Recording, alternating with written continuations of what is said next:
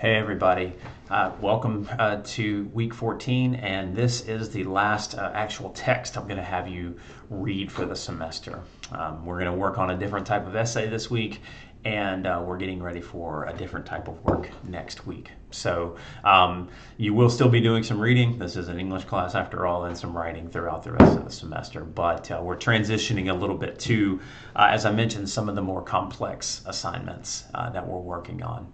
So for this week and for our closing literary text, we are going to look at Aloda Equiano's narrative of his life. It's autobiography, and it's a powerful text, and one that I think will be particularly relevant for what we're talking about this week, and an important part of English literature, not just for the literary quality of it, but for how it tells the story of slavery and the history of what happened in the transatlantic slave trade. So I'm going to point you through the specifics of the week now, and I won't have as much just content on Equiano because there's a pretty great BBC documentary that I've linked there that's going to do a lot of that work much better than I can in such a short and limited space. But I do want to walk with you through the assignment that you're going to be doing this week, so that you know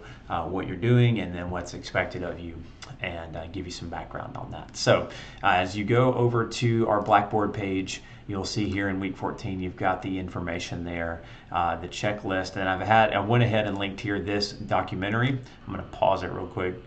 There's some loud noises there at the beginning. And I also want to give you a bit of a warning on that documentary. It's graphic at times in the violence that it depicts. It is an authentic story, even though, as we'll see in some of the commentary on the text itself, it's questionable whether or not Equiano actually experienced the things he talks about. What is pretty clear, and what most people agree on, is that whether or not it's his actual experience, he is speaking about the experience of so many of the people that went through that same ordeal. And so whether or not it's his narrative particularly may not be as important as just being able to hear a first-hand account in some way of someone who would be qualified to speak that. At least that's what most of the textbooks and other things that have said, and I agree with them on that perspective. So, one of the things, we didn't get a chance to read it this semester.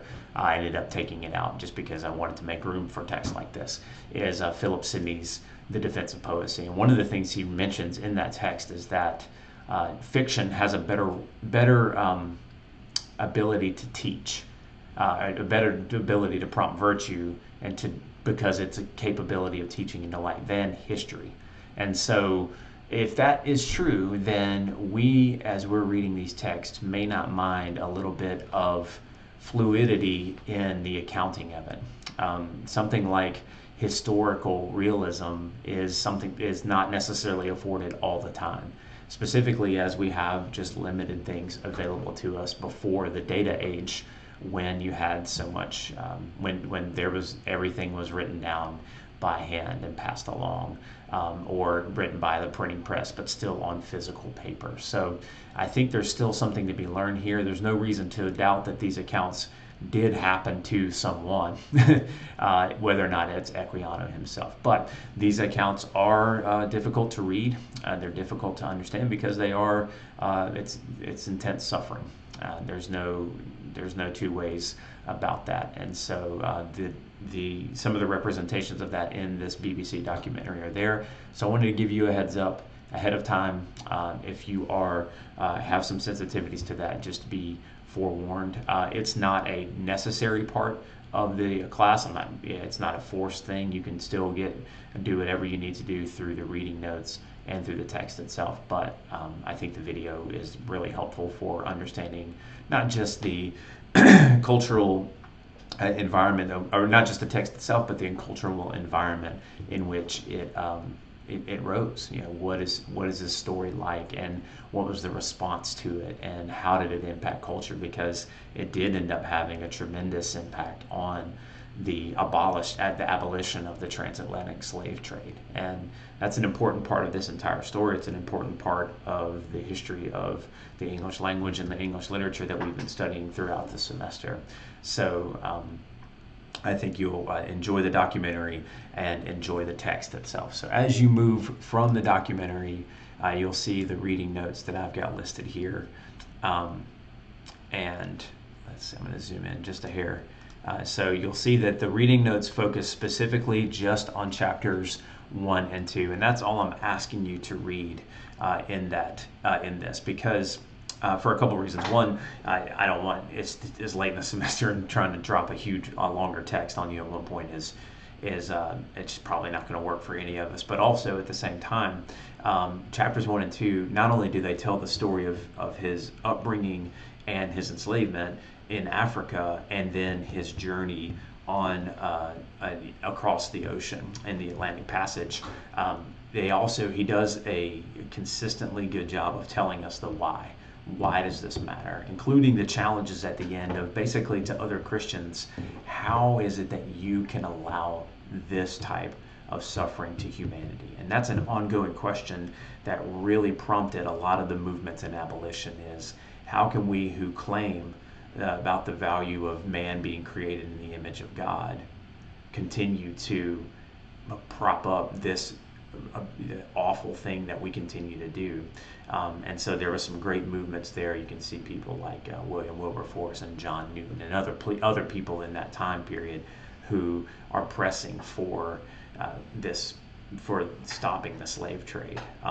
And here's another example of what the way that this text is going to be used to accomplish that goal. So as you read through that, think about what it means to have a first-hand account. This is the suffering that people actually went through, and how it shines a light on the evils of society. And so it's not just one thing to say something's evil, but to say, here how it is specifically, and here are the challenges specifically through that, I think is a fascinating thing for us to enter into in this narrative. So as you finish reading those reading notes, and again, as always, I'm only pointing out some of the key aspects of it.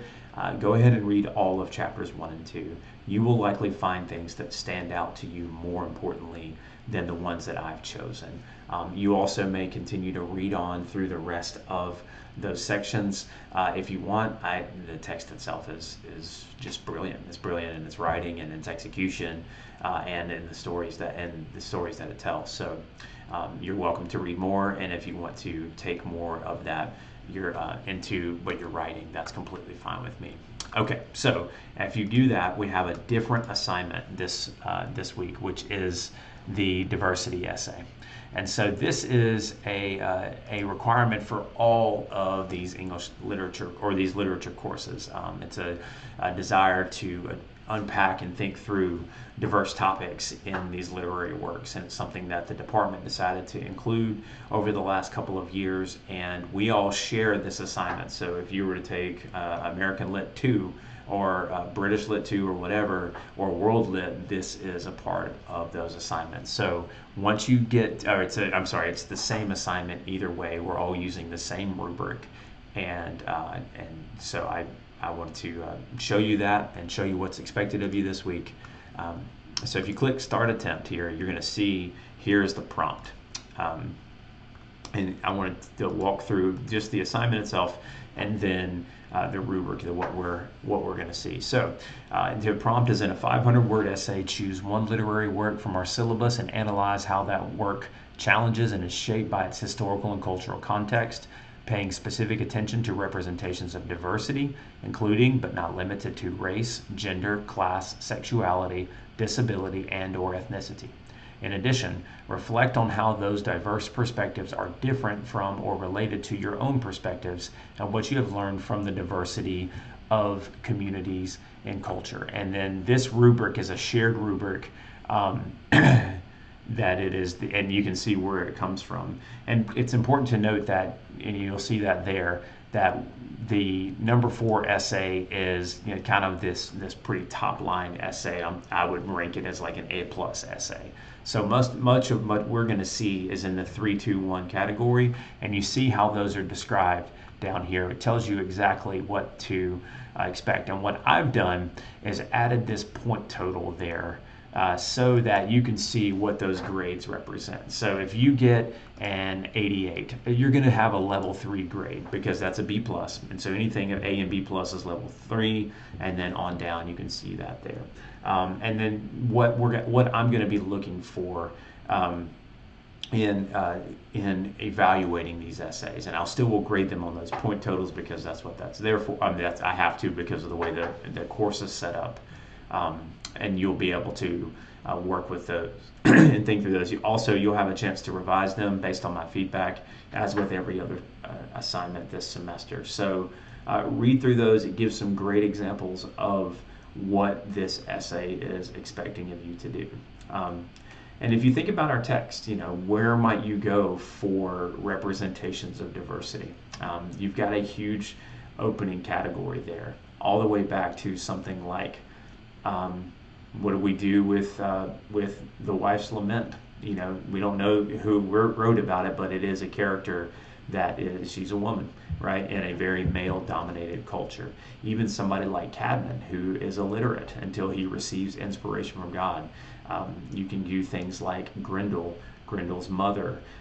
You can do, or even in some ways Beowulf as being someone from another land. You see how broad this category is, and so it's not been tied to pin you directly into discussing something like Equiano's work, though you're more than welcome to, because his is a very direct contribution to this discussion.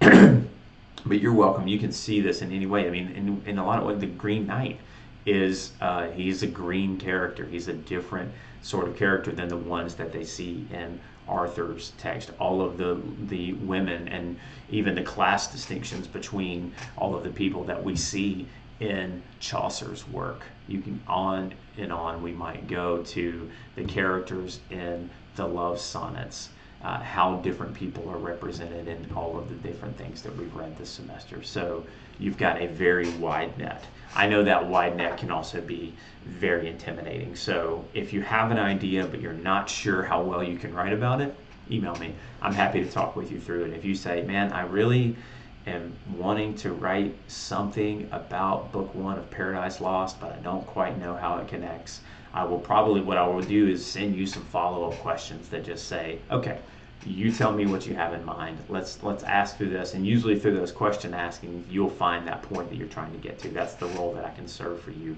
as your instructor. So that essay is due Saturday by the end of the day. There's no comments or anything like that. That closed with the discussion board post. So and then this essay is worth 10% of your grade, and that's in this course, but that's in every course, is that this essay is, because this AUM wants its students to be thinking through these diverse discussions. So I hope that all information is helpful. This is the clearest text we've read thus far in terms of understanding, so you should be able to move through it. I did forget to point to this. So our textbook has Equiano in it, but it only concludes sections of later chapters and really only a portion of chapter 2 that we want to focus on, because I wanted to get this discussion of how telling that original story and how Equiano uses it to illustrate points for his readers. It's not, and those are not included in the textbook. So I went to Project Gutenberg has an actual text of it itself, right, and then a portrait there of Equiano, and his front matter. You can skip through all the list of subscribers here unless that's of interest to you, but you have chapter 1 and chapter 2 here. I don't have the page numbers. They're not included here because this is an online full text. Where am I? There. So I didn't include citations. Neither do you have to include citations because there's no page number here. But if you read, it's not a ton of reading. There's chapter 1 there, and then you've got chapter 2 there with that. So that's where the text is. Just the textbook didn't include as much as I wanted to look at in this course. So that is all available to you again on Blackboard, all right here. If you have any questions or concerns, feel free to reach out to me. Hang in there, guys. It's almost the end of the semester. The window or the door is still open for revisions, so please reach out to me if you have anything you need on that end. I'll be happy to help you. All right, guys. Have a great day.